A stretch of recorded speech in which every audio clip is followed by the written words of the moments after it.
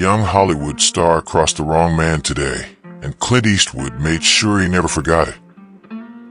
The sun beat down mercilessly on the Hollywood film set, casting long shadows across the carefully constructed scene.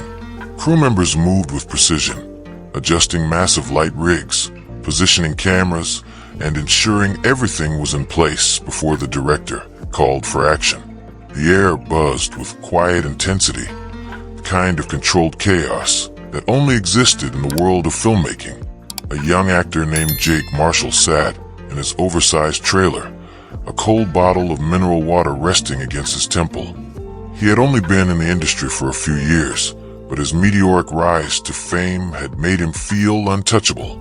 Hollywood had a way of manufacturing stars, and Jake had been swept up in the machine, plucked from obscurity by a blockbuster franchise that had transformed him into a household name.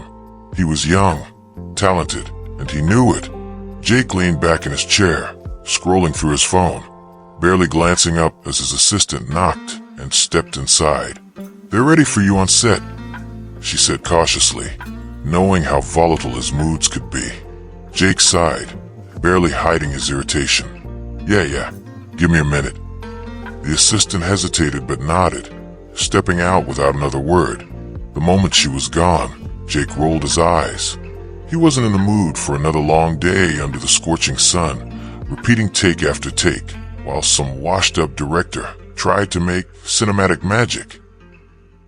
He was the star. The movie revolved around him. The crew, the supporting cast, even the director, none of them mattered as much as he did. With a final, slow exhale, he pushed himself up and made his way out. Outside, the set was alive with movement. Makeup artists made last-minute touch-ups. Grips maneuvered heavy equipment, and extras milled about, waiting for their turn to step in front of the camera.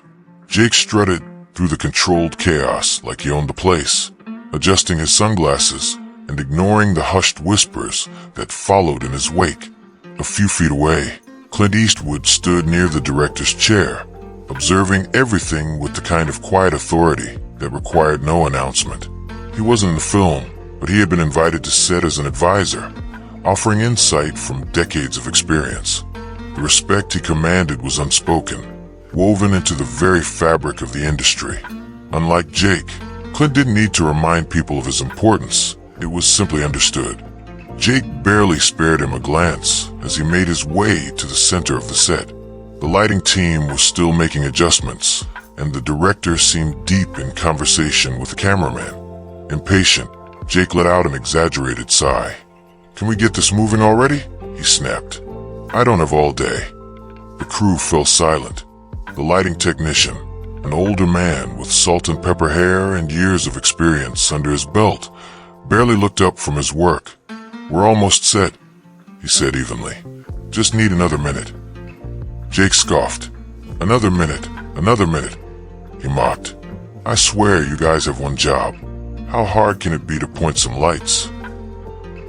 The technician paused, tightening his grip on the light stand, but he said nothing. A few feet away, Clint's sharp eyes locked onto the interaction, his expression unreadable. He watched as Jake turned to a makeup artist, snapping his fingers. "Hey, let's go," Jake ordered. "Fix my face, or whatever it is you do." The makeup artist, a woman in her late 30s who had worked with some of the biggest names in the industry, hesitated for only a second before stepping forward. She had seen actors like Jake before, young, cocky, convinced of their own importance. She moved with quiet efficiency, dabbing at his skin with a sponge, her movements professional despite his rudeness. Jake barely noticed. His attention was already elsewhere. When the assistant director passed by, clipboard in hand, Jake abruptly stepped in front of him, causing the man to stumble back in surprise. "Jesus," Jake muttered, glaring. "Watch where you're going." The assistant director, flustered, murmured an apology and quickly retreated. For a long moment, the set was still. Crew members exchanged uneasy glances. No one said a word. Then, slowly, Clint Eastwood removed his sunglasses, tucking them into the front pocket of his jacket. He had seen enough. Without a word, Clint turned and walked away from the scene, his boots making measured steps against the hard pavement. Jake, still oblivious, chuckled under his breath. What he didn't realize was that he had just made the biggest mistake of his career. The set carried on, business as usual, but beneath the surface, a quiet shift had begun. The crew worked efficiently, exchanging subtle glances, their murmured conversations hinting at the tension left behind after Jake's display of arrogance. Clint Eastwood had stepped away from the immediate scene, but his presence was still felt. He wasn't a man to react impulsively, nor was he someone who wasted words. He didn't need to reprimand Jake outright. There were better ways to teach a lesson. Jake, on the other hand, had already forgotten the moment. He was too wrapped up in himself, too convinced that he was untouchable. He strutted around the set with the same careless arrogance, ignoring the quiet respect given to Clint by everyone around him. To Jake, Clint was just another old guy, a relic of the past. But that was about to change. A few moments later, the assistant director approached Jake, clearing his throat hesitantly. "Hey, Jake, Clint had an idea for today's shoot," he said carefully. Jake smirked, leaning back against his trailer. "Oh yeah? What? Does he want me to talk slower? Stare at the camera all dramatic-like?" The assistant director forced a chuckle. "Not exactly. He thinks it'd be good for you too. Immerse yourself in the process. Get a real feel for what it's like behind the scenes." Jake frowned. "Behind the scenes? What the hell does that mean?" "Clint suggested you shadow some of the crew for a few hours. You know, so you can really understand work that goes into making you look good on screen." For a brief second, Jake's expression faltered, but then he laughed. "Oh, come on. That's a joke, right?" The assistant director shifted awkwardly. "Actually, no. Clint kinda insisted." Jake scoffed, pushing himself off the trailer wall. "No way. I'm an actor. I don't do whatever it is those guys do." He waved dismissively toward the grips and lighting techs working in the distance. Before the assistant director could respond, a slow, deliberate voice cut through the air behind him. "I wasn't asking." Jake turned sharply. Clint Eastwood stood a few feet away, arms crossed over his chest, his expression unreadable. The quiet authority in his voice sent an unexpected chill down Jake's spine. For the first time, there was uncertainty in the young actor's eyes. The set went quiet. Crew members stole glances, their faces unreadable but interested. No one challenged Clint Eastwood. Jake swallowed hard. "Okay, sure, whatever."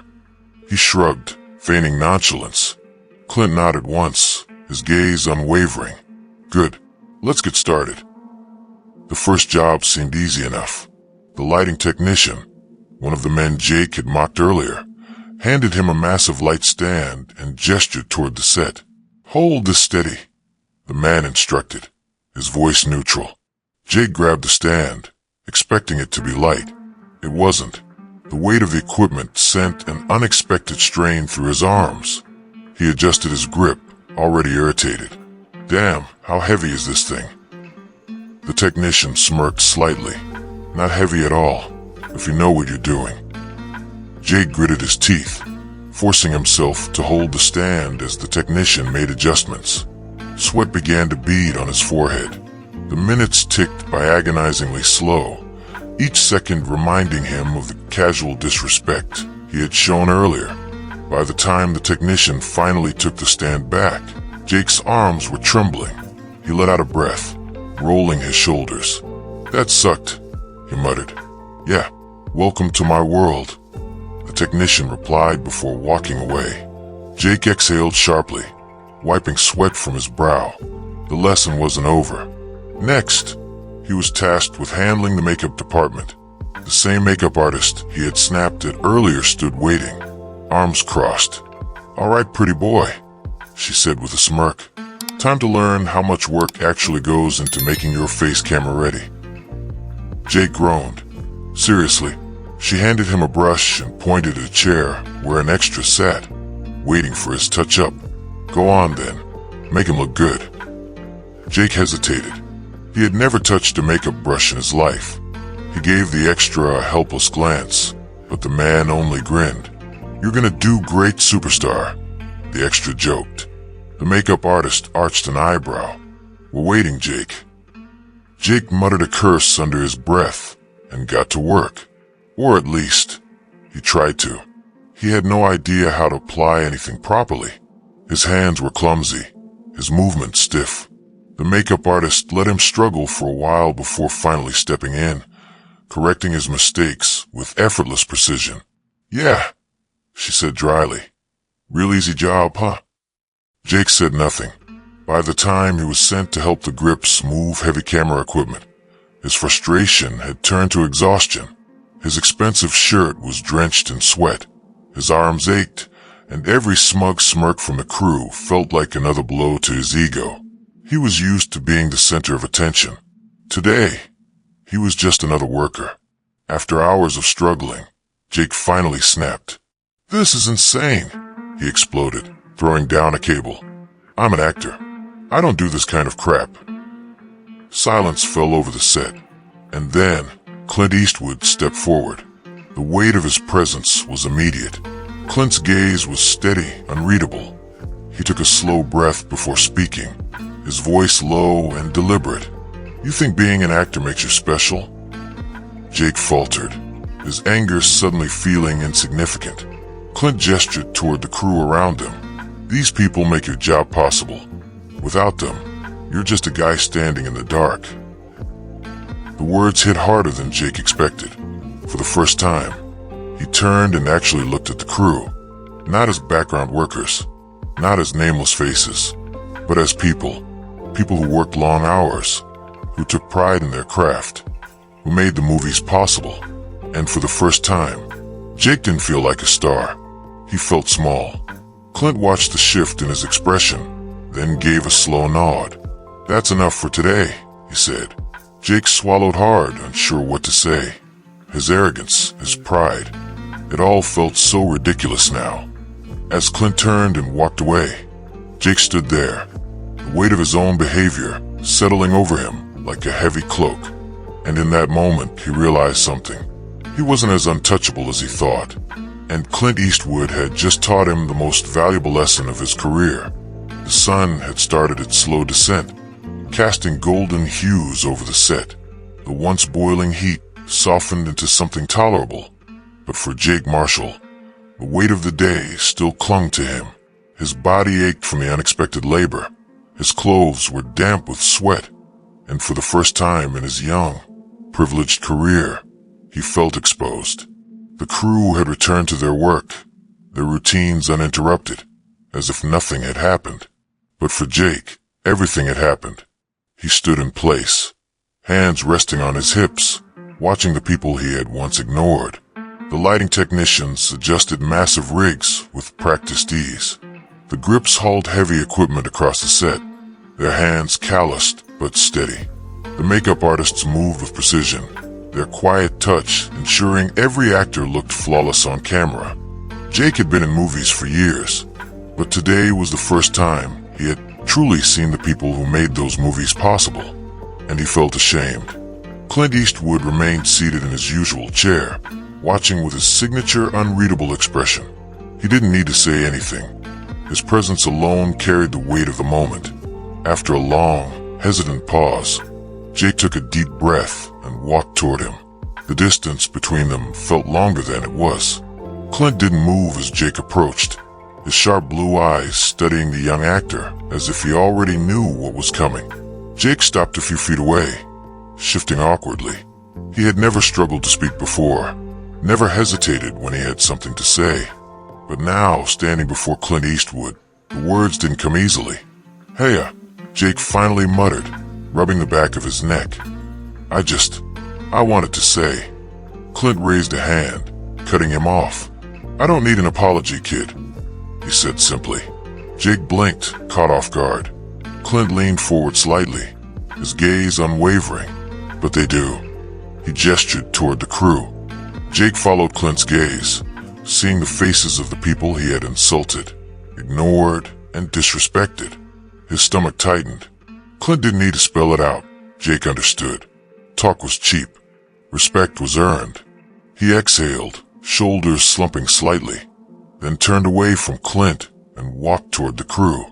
He stopped in front of the lighting technician, the first person he had belittled that morning. Jake hesitated, then swallowed hard. I was a real ass earlier. He looked the man in the eye. I get that now, and I'm sorry. The lighting technician studied him for a long moment, as if gauging the sincerity of his words. Then he gave a small nod. Yeah, well, don't let it happen again. Jake let out a breath, the tension in his chest easing slightly. One by one, he approached the others, the makeup artist, the grips, the assistant director, offering the same simple but genuine apology. And slowly, the atmosphere around him began to shift. It wasn't a grand moment. There was no dramatic applause, no over-the-top acceptance. But there was something real, something earned. When Jake turned back toward Clint, he felt different, lighter. He had spent years believing he was the most important person on set, but now he understood the truth. Every single person here mattered. Every role was essential. Without them, he was nothing. Clint met his gaze one last time, nodding in quiet approval. Then he stood, dusted off his jacket, and began walking away. Jake watched him go, the urge to call out rising in his chest. He hesitated, then spoke. Hey, Clint. The older man paused, but didn't turn around. Jake hesitated, then finally asked, Why did you do this? A long silence followed. Then Clint's voice came, steady, calm, unshaken. Because once upon a time, he said, I was you. Jake felt the words hit like a bullet. His breath caught. By the time he fully absorbed the weight of that statement, Clint was gone. The lesson had been taught. The message had been delivered. And Jake would never forget it. The film set moved on. Another day in Hollywood. Another movie in the making. But for Jake Marshall, everything had changed. He wasn't just an actor anymore. He was a man learning what it truly meant to earn respect. And he had Clint Eastwood to thank for that. Respect ain't something you demand. It's something you earn.